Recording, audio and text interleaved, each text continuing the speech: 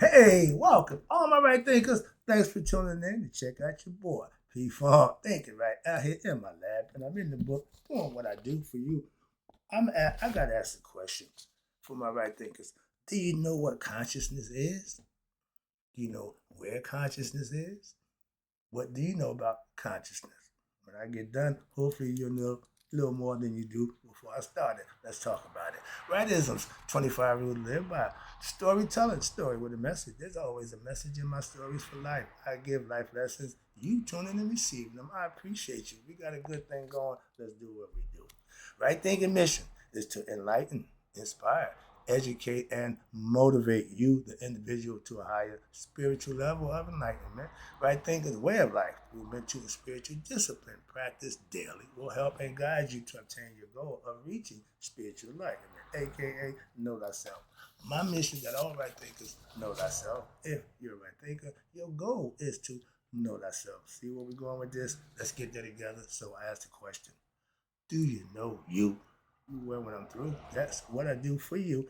It's rhetorical, but if you don't have the answer for yourself, tune in. I got you. A person who knows not and knows not that they know not is foolish. Disregard them. Don't be them. A person who knows not and knows that they know not is simple, but you can teach them. That's why I do what I do for you. I appreciate you too. Stay tuned. I got more for you.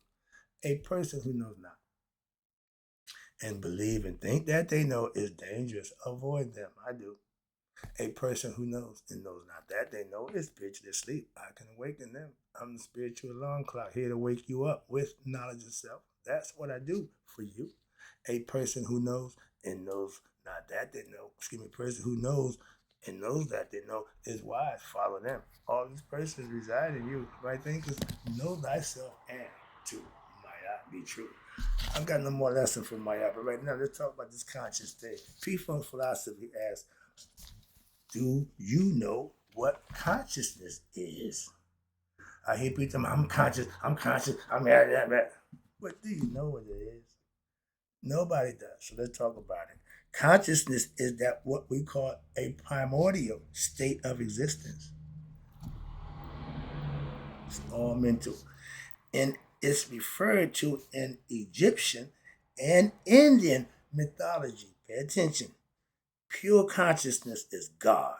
That's knowing all, being conscious of all things. That's what God represents. Or you had the primeval waters, the metaphor for that, and are considered to be unformed matter.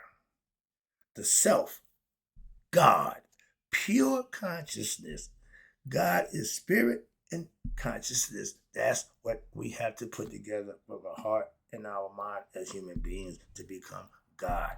And this stuff in which everything will be composed, and it is the matter of which thoughts are composed. It may be referred to as awareness, and without specificity, or the mind without thoughts. In the same way, okay, mind without thoughts, that's a meditative mind.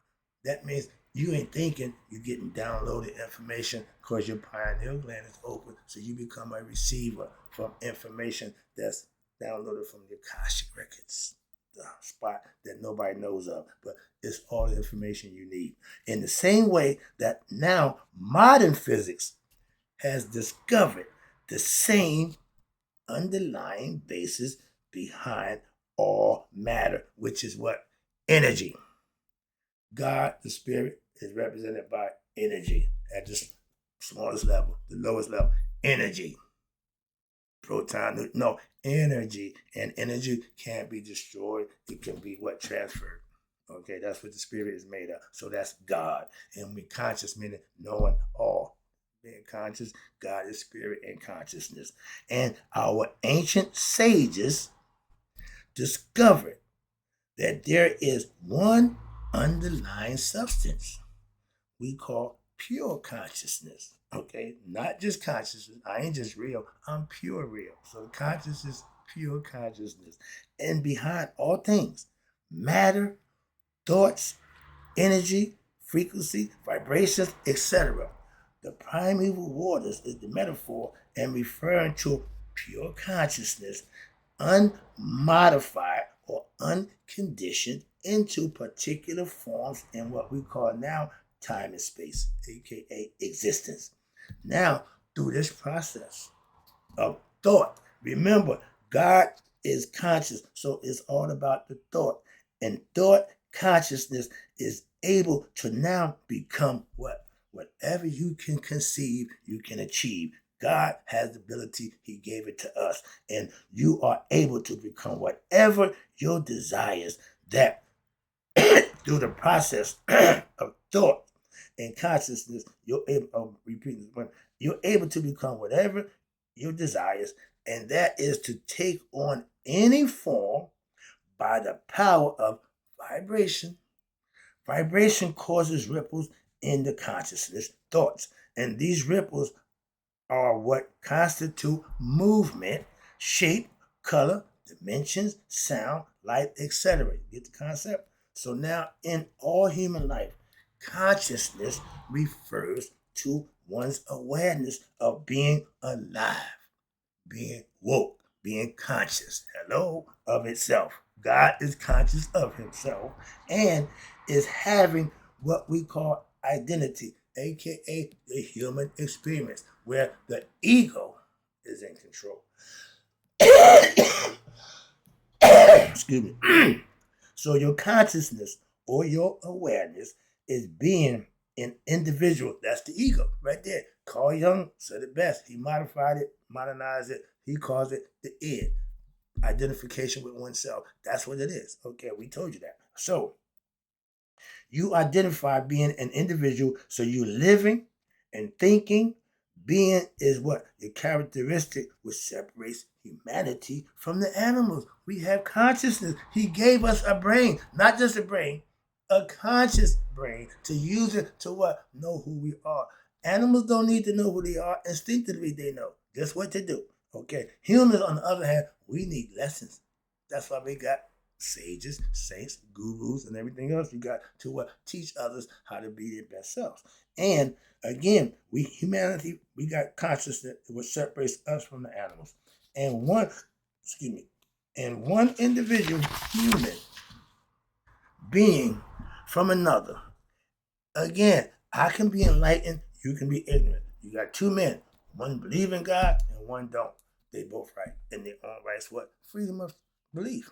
Freedom of choice. You can believe or not believe. Your decision. But there are consequences that come with those. If you prepare to pay the consequences of your actions, I tell you, have at it. Move on.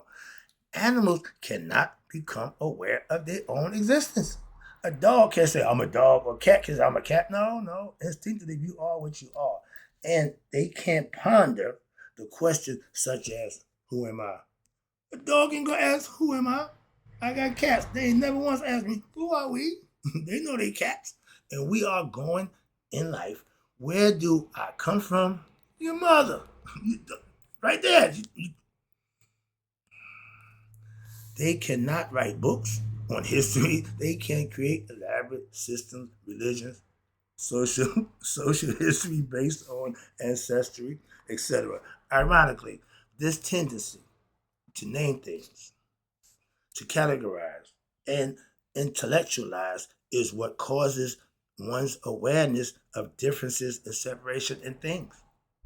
Okay? So, thus, consciousness is characterized by the quality of existence. It exists as opposed to what? Non-existence. However, all that exists then can be said to be what? Conscious. Yeah. Okay. The earth, the trees, the sun, etc. What makes human existence special, different, and unique is the ability of the awareness of their own existence and their individual identity with oneself. When your higher self, that's when you become your best self. Identifying with yourself is just the ego at work, and that's natural. That's the caterpillar mindset. The butterfly is when you got consciousness, when you become what? Knowledge of self, when you become your best self, not living on your lower nature. Rise your consciousness. That's what we want you to do. To know better, you do better. What makes human existence, watch this, special and aware of existence, individual. Now, this quality of existence and consciousness, coupled with the quality of awareness, is what constitute what we call higher level of consciousness in human beings, being aware of their what? Spiritual self, their true self, their inner self, this hidden self that's within them that they got to become conscious of. And if the ego stays in control, you never become your best self. Why? Because your ego self is just human. In human beings, again, consciousness expresses itself in three modes. Here we go. Pay attention. This is about to be fun. There is waking, which is right now we wake, conscious of what we interacting. The dream sleep, when we at night going to rest for the 8 hours rest, however long you need to sleep and get your body refreshed. And then you got the dreamless sleep state. That's when you fall into that real state. That's where you go when you die. Wait, no, that's the deep sleep. That's what it's gonna be forever. When some people go there and don't come back, they die in sleep. Deep sleep, they're going away. That's it. That's the concept, understanding. But in the primordial state, they're only the one, the self. That's pure consciousness. That's knowing all. Okay, that's being conscious of all things. Mainly, individual is being conscious of yourself. There is not even a thought about anything other than self. Selfish, meaning knowing all you could about self. Acting selfish is doing everything for self. That's the ego. Now, upon the emergence of your first thought, immediately there is now something beside what yourself. In objectified form, now there is an experience of what we call duality. You see me doing that? That's what my art represents. The one don't need duality. The one is all. It don't need to. Okay? Again, the self. And so now you experience duality and what we call the triad, because the self can now perceive something alongside itself. It is only through the illusion that the self is now able to see anything as if it were other than itself. God's playing peekaboo with himself, hide and seek. You can't hide from yourself.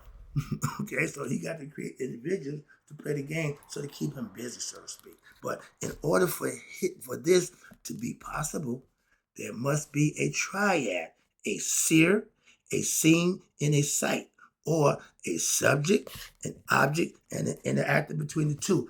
I used to do this, the Kundalini, Nesep and Aset, going up the Kundalini serpent, which is Asar, the spirit, the two spirit, negative and positive, Ida and Pingala, and the staff, which is Asar, the male. He got two pieces.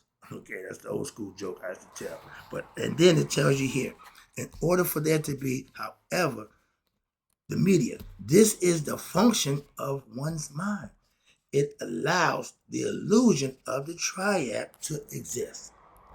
However, this objectified form is composed of the same stuff, but the material out of which dreams and the waking consciousness arise in the same. A sage have discovered for himself that pure consciousness, which is God, is the underlying basis of the human mind. Conscious, our lives are conscious is in God. God is consciousness in your human mind. But when thoughts arise, your consciousness takes and identifies with the various forms. Along for the ride. Okay, I ain't gonna tell you, I'll just let you do you. But at the same time, God is said to have created him or herself in the form of that which is created, in the same way we as person dreaming takes on the form in our dream. I tell you, we living in God's dream. He sleep and he can dream whatever he wants. Okay? And when consciousness becomes something, anything from the grossest form, human, to the subtlest spirit, a tree, a rock, a planet, a human body, air, radiation, etc. then it is said to have created what we call a physical object. Creation is created.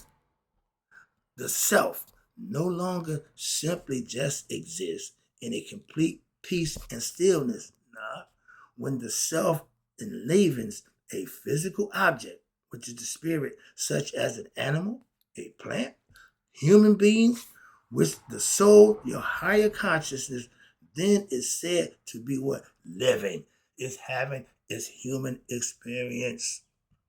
And when the self becomes involved with the thought and forgets its true self, making it human, thinking that it is the subject, then this process is called body identification, the id. You identify with your ego self. The self, which was pure, take a back seat. Consciousness has become involved in the thoughts through a process of what? Becoming ignorant, not knowing its true nature. That's the ego taking over. The ego don't know nothing. It's got out. Okay? Breaking it down. So important factor for here to understand here is that each element of the Trinity represents a factor of absolute consciousness in the following order. You ready? It shows you right here. This is how it goes. Your soul.